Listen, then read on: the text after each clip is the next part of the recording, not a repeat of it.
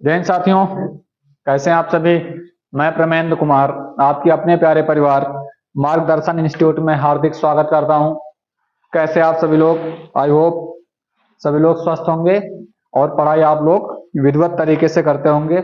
हम लोग प्राचीन इतिहास पढ़ रहे हैं और प्राचीन इतिहास में हम लोग जैन धर्म के बारे में पढ़ रहे हैं। जैन धर्म में हमने बताया था जो जैन धर्म है, जैन धर्म के जो पहले तीर्थकर थे, जैन धर्म के पहले तीर्थकर कौन थे?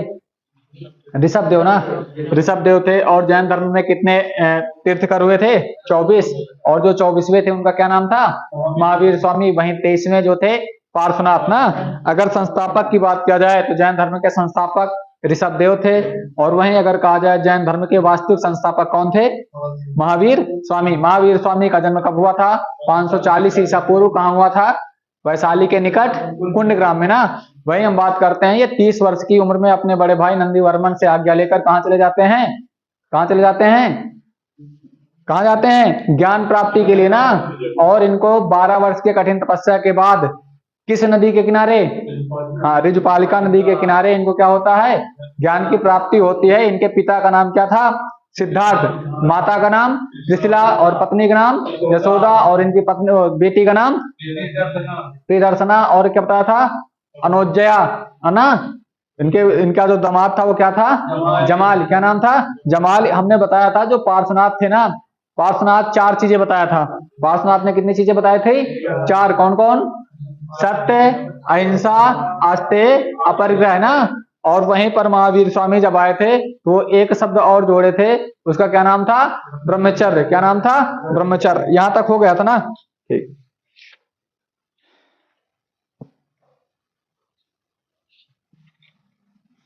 देखिए, इन्होंने अपना पहला उपदेश राजगीर में, इन्होंने अपना पहला उपदेश, कौन? महावीर स्वामी की बात हो रही ना। इन्होंने अपना पहला उपदेश, इन्होंने अपना पहला उपदेश, इन्होंने अपना पहला उपदेश कहां दिया था? राजगीर में। कहां दिया था? राजगीर में। राजगीर नहीं, राजगीर किस भाषा में दिया था? किस भाषा में दिया था? प्राकृत। इसी को हम क्या कहते हैं? अर्धमागधी। क्या कहते हैं? अर्धमागधी। इन्होंने अपना पहला उपदेश राजगीर में प्राकृत भाषा, इसी को हम क्या कहते हैं? अर्धमागधी। एवं अंतिम उपदेश, अंतिम उपदेश कहां दिया था? पावापुरी में। कहां दिया था? पावापुरी में दिया था। हो गया। हमने बताया था जो महावीर स्वामी थे, महावीर स्वामी के जो दामाद थे उनका नाम क्या था? जमाल था ना। तो इनके जो प्रथम भिक्षु है, कौन है? प्रथम भिक्षु ना। इनका जो प्रथम भिक्षु है, प्रथम भिक्षु कौन होगा? जमाली। प्रथम भिक्षु कौन होगा? जमाली। वहीं भिक्षुड़ी कौन होगी? भिक्षुड़ी समझते हो ना? भिक्षुड़ी कौन होगा? प्रथम भिक्षु तो जमाल हो गया जो कि इनके दामाद हैं। भिक्षुड़ी कौन होगा? प्रथम भिक्षुड़ी कौन थी? चंपा।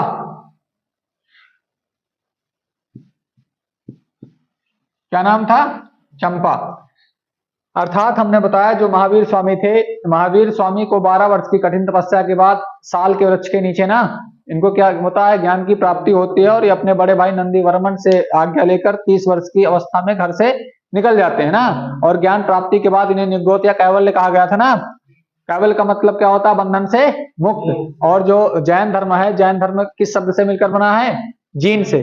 किस संस्कृत के जीन शब्द का रूपांतरण है ना। 24 तीर्थकर हुए थे और पहले तीर्थकर कौन थे? ऋषभ देव। 23वें पार्श्वनाथ ने कितने चीजें बताई थी? 4। वहीं पर जो 24वें, या फिर दूसरी भाषा में ये कहा जाए जैन धर्म के अंतिम तीर्थकर कौन थे? महावीर स्वामी। इन्होंने 4 में एक और ऐड कर दिया था, जिसका क्या नाम था? ब्रह्मचर्य। अर्थात महावीर स्वामी जो ये लोग उपदेश देते थे ना, तो जो अपना पहला उपदेश दिया था, कहाँ दिया था? राजगीर में। देखो, इसके बाद हम लोग आगे पढ़ेंगे बौद्ध धर्म। क्या पढ़ेंगे? बौद्ध धर्म। तो वहां प्राकृत ना होकर भाषा कौन सी होगी? पाली होगी। कौन सी होगी? पाली। पाली भाषा जो है वो सरल है, पाली भाषा सरल है, लेकिन प्राकृत भाषा कठिन है, इसलिए जैन धर्म उतना अपना वर्चस्व विस्तार नहीं कर पाया। लेकिन जो बौद्ध धर्म है वो विस्तार विचार कर लेगा भाई। जैसे मान लीजिए कि आपके गांव में मीटिंग हो रही है, एक जगह इंग्लिश में बोला जा रहा है, एक जगह हिंदी में, तो किसमें लोग ज्यादा संतुष्ट होंगे? हिंदी में ना, जो भाषा सरल होगी ना। तो ये प्राकृत भाषा आगे जाकर एक रोड़ा बनेगी, इनके प्रचार प्रसार में एक अवनति का कारण बनेगी, क्योंकि ये कठिन भाषा है। और अंतिम जो अपना उद्देश्य दिया था वो कहाँ दिया था? पावापुरी में। और जो महावीर स्वामी है, महावीर स्वामी के जो पहले भिक्षु थे, इनके दामाद ही थे ना, इनके दामाद का क्या नाम था? जमाल। और जो भिक्षुड़ी, ये मेल है, ये फीमेल है, जो भिक्षुड़ी है उनका क्या नाम है? चंपा। क्या नाम है? चंपा। ठीक, इसके आगे बात करते हैं। जैन धर्म के त्रिरत्न क्या है? जैन धर्म के त्रिरत्न क्या है? त्रिरत्न क्या है बताइए? इसको मिटाया जाए। त्रिरत्न हेडिंग डालिए, जैन धर्म के त्रिरत्न। जैन धर्म के त्रिरत्न क्या है? अर्थात देखिए, 3 रत्न, त्रिरत्न: सम्यक ज्ञान, सम्यक दर्शन, सम्यक आचरण। कौन कौन से? सम्यक ज्ञान, सम्यक दर्शन और सम्यक आचरण। सम्यक ज्ञान, सम्यक दर्शन, सम्यक आचरण, ये त्रिरत्न है। ये क्या है? त्रिरत्न है। किसने दिया था? महावीर स्वामी ने। किसने दिया था? महावीर स्वामी ने। या क्वेश्चन ये पूछा जाएगा, जैन धर्म के त्रिरत्न कितने हैं? 3। कौन कौन? सम्यक ज्ञान, सम्यक दर्शन, सम्यक आचरण। सम्यक का मतलब सबका, सम्यक का मतलब सबका, अर्थात सभी लोग ज्ञान प्राप्त कर सकते हैं, सभी लोग दर्शन के पात्र हैं और सभी लोगों का आचरण बेहतरीन होना चाहिए। सम्यक का मतलब होता सबका ना, सम्यक का मतलब सबका। हो गया। देखिए, जो महावीर स्वामी है ना, महावीर स्वामी ने एक संघ की स्थापना किया था और उस संघ में 11 अनुयायी थे। सम्यक ज्ञान गलत लिखा का? सम्यक ज्ञान, सम्यक दर्शन और सम्यक आचरण ना। देखिए, हमने क्या बताया, महावीर स्वामी ने एक संघ की स्थापना किया था, और जो संघ की स्थापना किया था उसमें कितने लोग थे? 11। और जो 11 लोग थे, इन्हीं को गणधर कहा जाता था। क्या कहा जाता था? गणधर। क्या कहा जाता था? तो राइट कर लीजिए कि महावीर स्वामी ने एक संघ की स्थापना की जिसमें 11 अनुयायी थे।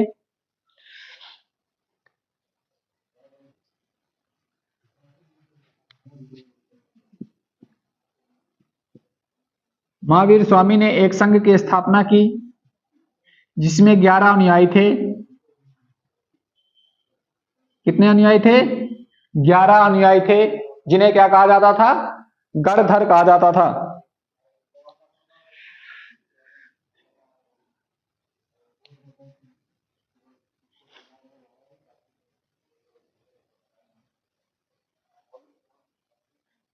हो गया। अच्छा, क्या जो महावीर स्वामी है ना, जो महावीर स्वामी है, क्या ये ईश्वर के अस्तित्व को माने? क्या महावीर स्वामी हैं, जो जैन धर्म के लोग हैं, ये ईश्वर के अस्तित्व को माने हैं या नहीं माना था? माने हैं।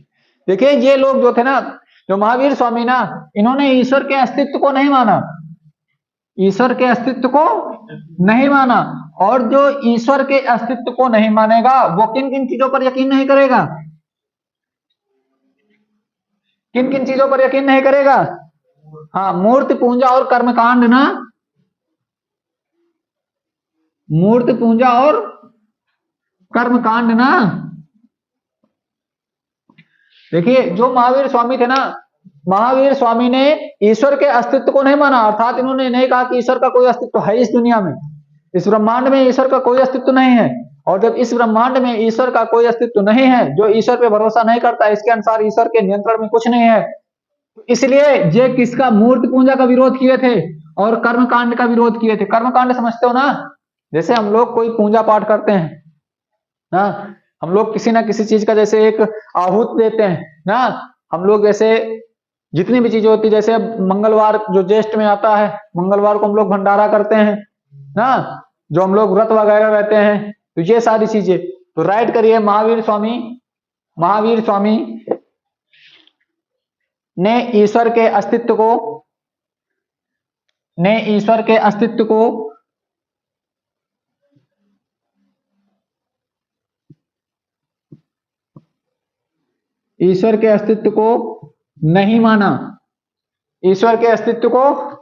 माना, जिस कारण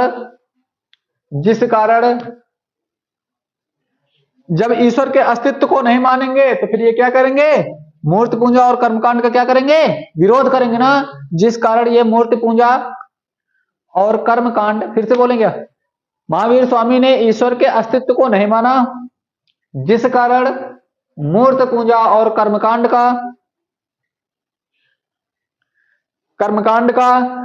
विरोध किया। अच्छा बताइए, जब ये ईश्वर को नहीं माने, जब ये मूर्ति पूजा कर्मकांड का विरोध किए, तो इन्हें एकेश्वरवादी कहा जाएगा या अनेश्वरवादी कहा जाएगा? अनेश्वरवादी कहा जाएगा ना। लिख लीजिए, इन्हें अनेश्वरवादी भी कहते हैं। इन्हें क्या कहते हैं? अनेश्वरवादी भी कहते हैं। राइट कर लीजिए।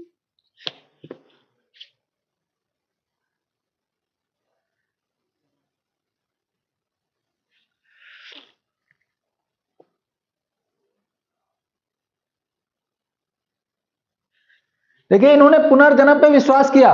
इन्होंने क्या किया? पुनर्जन्म पे विश्वास किया ना। और पुनर्जन्म का सबसे बड़ा कारण जानते हैं क्या बताएं?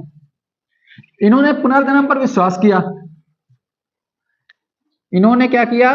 पुनर्जन्म पे क्या किया? विश्वास किया ना। पुनर्जन्म पे विश्वास किया। और पुनर्जन्म का सबसे बड़ा कारण जानते हैं इन्होंने क्या बताया? आत्मा बताया। क्या बताया?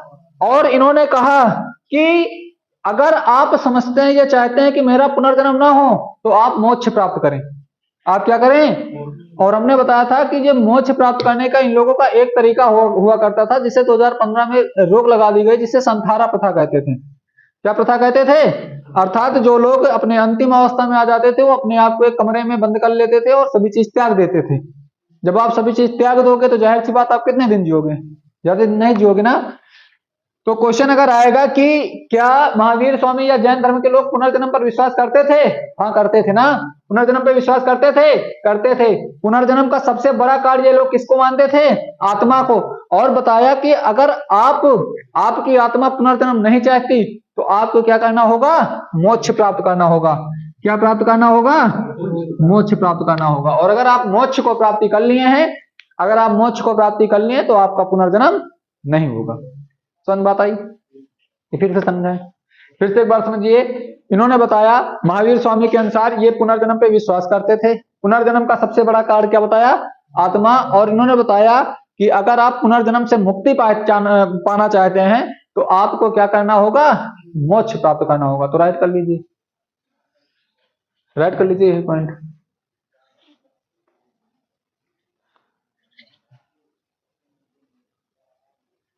और हमने बताया था कि ये लोग हिंसा पर बल दिए थे कि अहिंसा पर?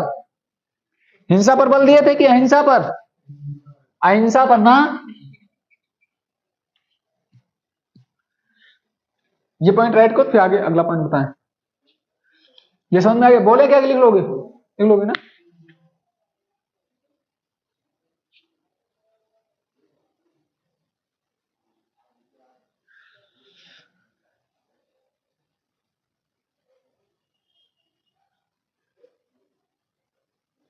आज क्या है?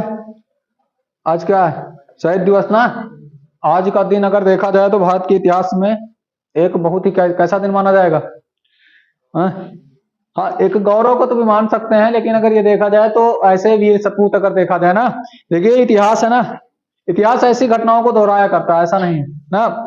और देखिए, वो पहलू अलग था, वो समय अलग था। आप जिम्मेदार किसी को नहीं ठहरा सकते। कुछ लोग महात्मा गांधी पर ऐसे आरोप लगाया करते हैं। कोई भी चीज हो, एक सिक्के के दो पहलू होते हैं ना भाई। महात्मा गांधी के अलावा भी तो कई लोग थे जो भारत देश में वकील, बड़े बड़े वकील थे ना, लेकिन उन लोगों को भी नहीं बचा पाए। इसमें क्या था, जो इरविन था ना, इरविन ने कुछ चालाकी कर दी थी। और समझ में नहीं समझ में? क्योंकि गोलमेज जो सम्मेलन हुए थे कहाँ हुए थे? लंदन में ना, 3 गोलमेज सम्मेलन हुए थे। तो वहां पर जब गांधी जी नहीं गए थे ना, तो वहां पर जो रैमजे मैकडोनाल्ड था उसकी बेइज्जती वो अपना ज्वेलर्स फील किया था। मतलब एक तरीके से शर्मिंदगी और साथ साथ ईर्ष्याल भी। भाई जैसे मान लीजिए, सुनिए, जैसे हम आपके गांव में पूरा नियंत्रण करते हैं ना, समझने की कोशिश करो, जैसे हम आपके गांव में पूरी तरीके से नियंत्रण हमारा है और हम तुम लोगों को बुलाएं और तुम लोग अगर हमारे पास ना हो तो क्या एक बेइज्जती फील होगी ना। तो उसने यहाँ पर जो उनके द्वारा नियुक्त अधिकारी था वो इरविन था, उन्होंने कहा कैसे भी करके महात्मा गांधी को यहाँ बुलाया जाए। हाँ, और इन लोगों को फांसी की सजा कब हो गई थी? 14 फरवरी को। कब हुई थी? 14 फरवरी को। और गांधी इरविन समझौता कब होता है? 5 मार्च को। कब होता है? 5 मार्च को। और इन लोगों को 14 फरवरी को इन लोगों को फांसी की सजा हो जाती है। और समझ में नहीं समझ? 14 फरवरी को इन लोगों को फांसी की सजा हो जाती है। उसके बाद इन लोगों को जो फांसी दी जाती है समय से पहले दे दी जाती है, 1 दिन या 2 दिन पहले दे दी जाती है। और अगर ये लोग चाहते ना तो ये लोग बच सकते थे। ये लोग अंग्रेजों के उस बहरी सरकार के कानों तक अपनी आवाज पहुंचाने के लिए असेंबली बम के बाहर, जहां पर बैठक नहीं थी, जहां मीटिंग नहीं हो रही थी, उसके बाहर इन्होंने बम फेंका था। और अपने आप को सिर्फ इसलिए कानून के हवाले, अंग्रेजी सेना के हवाले इसलिए किया था कि जब हमसे पूछा जाएगा, जब हमसे इंटरव्यू लिया जाएगा तो हम क्या बताएंगे? बम बनाने की विधि बताएंगे, जिससे हमारा हर एक देश का नौजवान बम बनाना सीख जाएगा। क्योंकि हम लोगों के हाथ में कुछ था। हम लोग 1947 में आजाद हुए, 1930-31 में हम लोगों के नियंत्रण में कुछ नहीं था। ना हमारे लोगों के नियंत्रण में सेना थी, ना मीडिया था, कुछ नहीं था। अस्त्र भी हम लोगों के पास तो नहीं होते थे। बात समझ में नहीं समझ में? तो इतिहास उठाकर पढ़ो, देखो कुछ ऐसे व्यक्तित्व, कुछ ऐसे नाम हैं जिनका हम लोग अभी उतना गहनता से हम लोग अध्ययन नहीं कर पाते। जैसे अगर देखा जाए लाला, ये जो मेन मकसद है ना, लाला लाजपत राय से जुड़ा है। जो इन लोगों को फांसी हुई थी, ये लाला लाजपत राय से जुड़ा मामला था। क्योंकि लाला लाजपत राय की, समझिए, आज के समय में हम लोग जानवरों को इतना मारते हैं, उस समय लाला लाजपत राय की लाठियों से इतना, उनके ऊपर लाठियों का प्रहार किया गया था कि उनकी मृत्यु हो गई थी। और उसी मृत्यु से क्षुब्ध होकर फिर जितनी घटनाएं उसी से रिलेटेड थी ना। तो इसका वर्णन फिर कभी किया जाएगा। हमने बताया कि जो गांधी जी है ना, सॉरी गांधी जी नहीं, महावीर स्वामी किसके किसके प्रचारक थे? अहिंसा के। किसके थे? अहिंसा के थे। अहिंसा के थे ना, तो जाहिर सी बात है हिंसा ना करना, अर्थात किसी की आत्मा को सताना नहीं, ये तो अहिंसा कहलाता है। तो मारपीट तो अलग, हम लोग उसको रिलेट कर देते हैं ना। देखिए, अगर आप खेती करोगे तो आप हिंसा करोगे कि अहिंसा नहीं करोगे? बताओ। हिंसा नहीं करो। अच्छा, जैसे मान लीजिए कि ठीक है, जैसे तुम आलू बोयो है, अब गयो फरुआ मारो, कुदाड़ी मारो, तो नीचे जीव तो हो सकत है, जीव मरेगा ना। जब जीव मर गया तो आप हिंसा किए क्या? हिंसा किए हो, हिंसा किए हो ना। खेत जुता रहे हो, खेत जोत रहे हो, खेत गोड़ रहे हो, तो उसमें नीचे जीव भी तो रहते हैं। तो ये अहिंसा के प्रचारक थे। और जब इन्होंने कहा अहिंसा का प्रचार प्रसार किया ना, तो इन्होंने कहा जो कृषि है और जो युद्ध है इसका विरोध किया। कहा कि जो चीज ऐसे उपज आ रही है उसको आप लोग खाइए, आप लोग खेती मत करो, आप लोग खेती मत करो। तो पॉइंट क्या हाईलाइट करना है कि महावीर स्वामी अहिंसा के प्रचारक थे, अहिंसा के पुजारी थे, इसलिए इन्होंने कृषि और युद्ध का विरोध किया। राइट कर लीजिए। समझ में आ रहा है कि नहीं समझ में आ रहा? लिखना तो नहीं पूरे पॉइंट हमको। महावीर स्वामी अहिंसा के या अहिंसा पर सर्वाधिक बल दिया, जिस कारण कृषि एवं युद्ध का विरोध किया।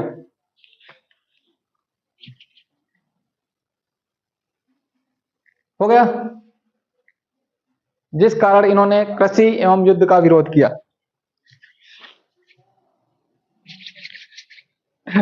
ठीक। महावीर स्वामी ने अपना अंतिम उपदेश कहां दिया था? पावापुरी में ना। देखिए, इन्होंने जो अपने उपदेश दिए, उन उपदेशों के सारे संकलन जो है, जाहिर सी बात है कि उपदेश हर जगह दिए जाते हैं ना, एक ही जगह थोड़ी उपदेश दिए जाते हैं। क्योंकि अपनी अगर एक ही जगह होता तो हम लोग एक ही उपदेश पढ़ते हैं, पहला और अंतिम, तो जाहिर सी बात बीच में हुए होंगे। तो जो इन्होंने अपने सारे उद्देश्य दिए और जो उपदेश दिए, उन उपदेशों का एक संकलन किया गया, और उस संकलन का नाम क्या रखा गया? या फिर दूसरे भाषा में ये कह सकते हो जैन धर्म की सबसे प्रसिद्ध या सबसे महत्वपूर्ण पुस्तक कौन सी है?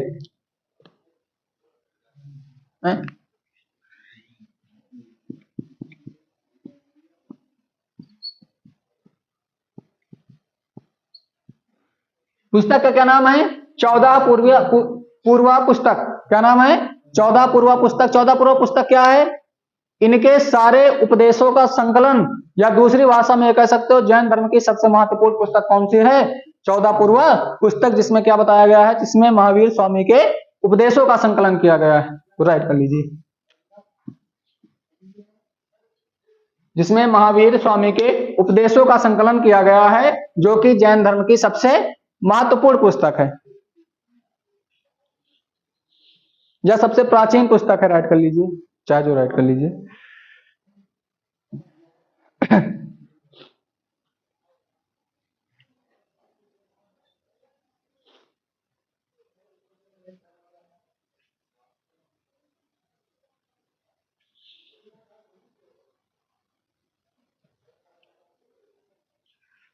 ठीक। अच्छा, बताइए कि इन्होंने अपना अंतिम उपदेश कहाँ दिया है? पावापुरी में। तो जब अंतिम उपदेश जहां दिए हैं वहीं पर इनकी क्या हो जाएगी? मृत्यु। तो राइट कर लीजिए, इनकी मृत्यु, इनकी मृत्यु, इनकी मृत्यु पावापुरी में। पावापुरी में। जन्म कब हुआ था? 540 ईसा पूर्व ना। और इनकी मृत्यु कब होगी? 468 ईसा पूर्व। मृत्यु कहां होगी? पावापुरी में। जन्म कहां हुआ था? वैशाली के निकट कुंडग्राम में ना। वैशाली के निकट कुंडग्राम में। राइट कर लीजिए।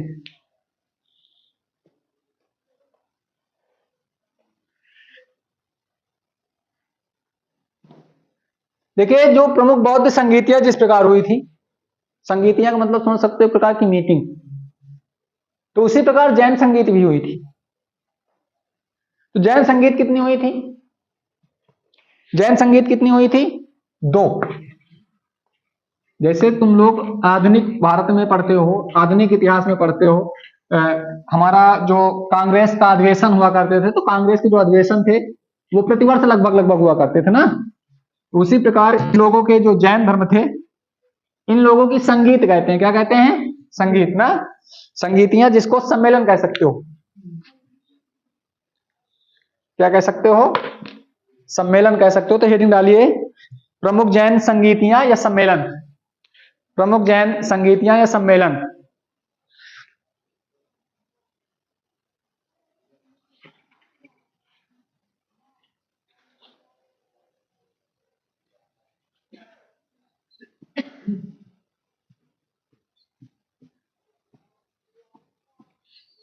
तो प्रथम जो हुई थी वो कब हुई, कहां हुई थी? कहां हुई थी? कुंडग्राम में। अच्छा, कहां हुई थी? और इसके अध्यक्ष कौन है? इसी के जो पहली बौद्ध जैन संगीति है, बौद्ध नहीं सॉरी जैन है, जो पहली जैन संगीति है वो पाटलिपुत्र बिहार में हुई है। कब हुई है? 300 ईसा पूर्व। कब हुई थी? 300 ईसा पूर्व। इसकी अध्यक्षता किसने किया था? एक स्थूलभद्र। अध्यक्षता किसने किया है? स्थूल स्थूलभद्र ने। किसने? स्थूलभद्र ने किया।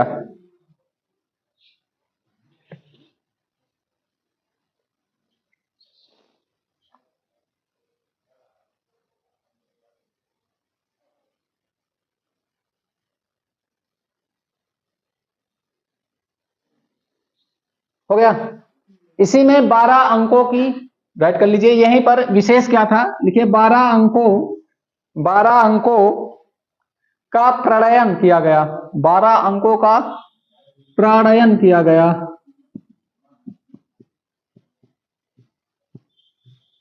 12 अंकों का प्रणयन किया गया। 12 अंकों का प्रणयन किया गया। तो मतलब समझते हो? अर्थात 12 अंकों के नामक एक पुस्तक राइट की गई, लिखी गई। बात समझ में आई?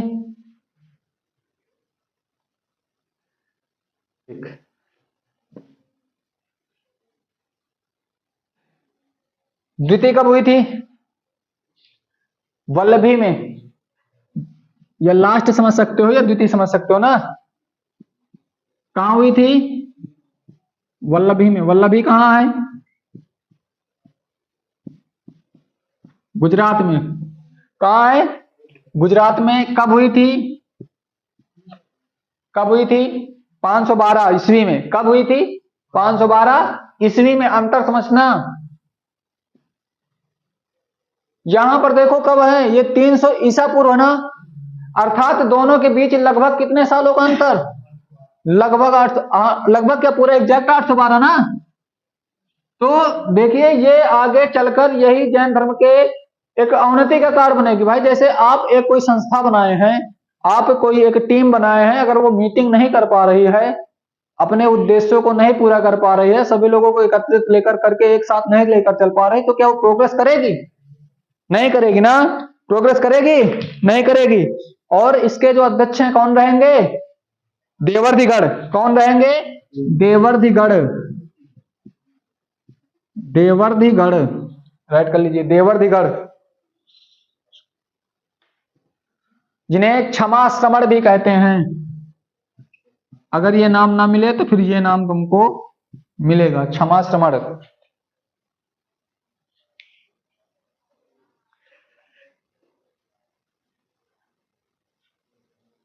इसमें क्या हुआ था? इसमें 12 अंकों का प्लान किया गया था। इसमें राइट कर लीजिए 12 उपांगों की रचना की गई। 12 उपांगों की रचना की गई।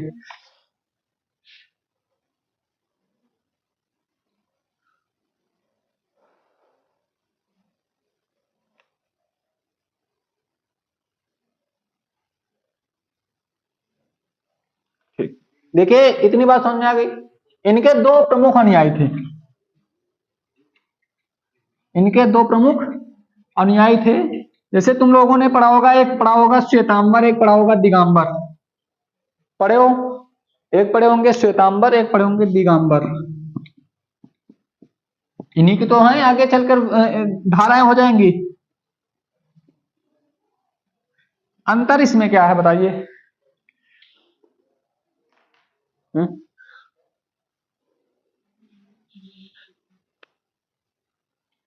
देखिए ये जो लेख थे ना, श्वेतांबर लोग, श्वेतांबर लोग ना, इनके अनुसार महिलाओं को मोक्ष मिल सकता है। इनके अनुसार महिलाओं को मोक्ष मिल सकता है, लेकिन इनके अनुसार महिलाओं को मोक्ष नहीं मिल सकता। नॉर्मल शब्दों में अंतर पहले समझने की कोशिश करो। जो श्वेतांबर है ना, ये लोग कपड़े पहनते थे। ये लोग कपड़े पहनते थे।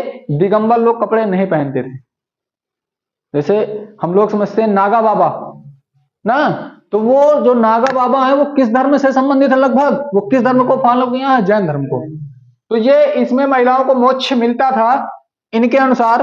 देखिए होता क्या है, आगे भी बता रहे हैं। ये दो लोग इनके प्रमुख अनुयायी थे। कौन? सॉरी, अभी आगे नाम बता रहे हैं। दो लोग जो ये हैं इनके अनुयायी रहते हैं, और जहां पर ये इनका धर्म है वहां पर 12 वर्षों की अकाल पड़ जाता है, तो इनका जो एक अनुयायी रहता है वो दक्षिण भारत की ओर चला जाता है। जब दक्षिण भारत की ओर चला जाता है, एक अनुयायी वहीं पर रहता है। जब वो 12 वर्षों बाद लौटता है तो दोनों लोगों में युद्ध हो जाता है। जब दोनों लोगों में युद्ध हो जाता है तो जैन धर्म 2 भागों में बढ़ जाता है। जैन धर्म 2 भागों में बटेगा, एक का नाम होगा श्वेतांबर, एक का नाम होगा दिगंबर। समझ बात आई? तो ये लोग वस्त्र पहनते थे, वस्त्र पहनते थे, लेकिन ये लोग वस्त्र नहीं पहनते थे। इसमें महिलाओं को मोक्ष मिल सकता है, लेकिन इसमें महिलाओं को मोक्ष नहीं मिल सकता। अच्छा आप बताइए कि कौन सा धर्म ज्यादा प्रोग्रेस करेगा, श्वेतांबर की दिगंबर? इसको स्थूल बाहु ने किया था। स्थूल बाहु इसके प्रमुख अनुयायी थे। स्थूल बाहु कौन? स्थूल बाहु। और इसको भद्र बाहु, भद्र बाहु, यही दो लोग थे इनके प्रमुख अनुयायी थे ना। अब सुनिए, जो स्थूल भाव है ना, जो स्थूल भाव है और जो भद्र भाव है, इनके अनुसार महावीर स्वामी का विवाह हुआ है। इनके अनुसार महावीर स्वामी क्या हैं? मैरिड है ना। और इनके अनुसार सिर्फ प्लस ही है, माइनस नहीं है ना, अनमैरिड है ना। तो कहानी समझ में आई? देखिए दो लोग हैं, इनके अनुयायी कौन थे, स्थूल भाव और भद्रभाव। ये दोनों इनके प्रमुख अनुयायी हैं। और होता क्या है, जहां पर इनका मगध, क्योंकि जो हिस्सा है मगध वाला मेन है ना, जो 16 महाजनपद हुए थे, वहां पर होता क्या है, लगभग अकाल पड़ जाता है, कई वर्षों का अकाल पड़ जाता है। तो इनके जो अनुयायी थे, एक अनुयायी तो वहां पर टिकता है। जैसे मान लीजिए आप दो भाई हो, आपके गांव में क्या हो, जैसे आपका गांव है या आपके घर में समस्याएं ज्यादा हो जाएं, आप दो भाई हो, तो एक भाई बाहर चले जाएं। अब एक भाई घर पे है, वो सबका पालन पोषण कर रहा है, जो हो रहा उससे देखभाल कर रहा है। और आने के बाद जो यहाँ से चला गया वो आए और कहे नहीं, हमका भी, जो हमारा भी यहाँ पर पूरा हिस्सेदारी हमको दो। जाहिर सी बात, विवाद होगा कि नहीं होगा? होगा विवाद। तो उन्हीं विवादों की वजह से जैन धर्म कितने भागों में बटा है? समझ में आ गई कहानी? तो राइट कर लीजिए, इनके दो प्रमुख अनुयायी थे, इसको बाद में राइट करना। इनके दो प्रमुख अनुयायी थे, इनके दो प्रमुख अनुयायी थे भद्रबाहु और स्थूलबाहु। भद्रबाहु और स्थूलबाहु।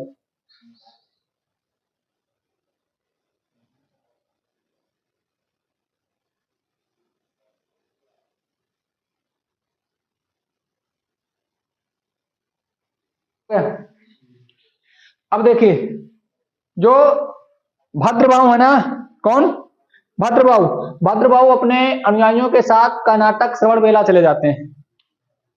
अपने अनुयायियों के साथ कहां चले जाते हैं? कर्नाटक श्रवण बेला। इस कहानी को केवल समझ लो, राइट नहीं करना।